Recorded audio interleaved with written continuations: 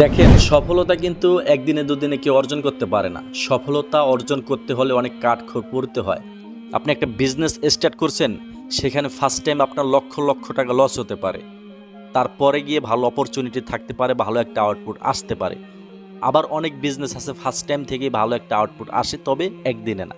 এটা আস্তে আস্তে আসে, 1 মাস 2 মাস, 1 বছর 2 বছর 5 বছর, এভাবে আস্তে আস্তে আসে যে কোনো সফলতা।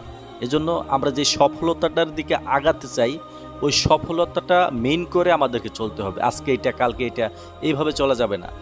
যেটা আমাদের টার্গেট থাকবে, ওই টার্গেট অনুযায়ী কাজ করতে হবে এবং কি চেষ্টা করে যেতে হবে। আস্তে আস্তে এটার একটা ভালো আউটপুট আসে। এই সফলতা অর্জন করতে হলে আপনাদের বড় বড় মানুষের জীবনী পড়তে হবে। তারা কিভাবে সফলতা অর্জন করেছে। ওই 8টার পর 10টার পর ঘুম থেকে ওঠে না, তারা ফজরের আগেই ঘুম থেকে উঠতেন। তারা অনেক কিছু মেনটেন করতেন, সফলতা অর্জন করেছে।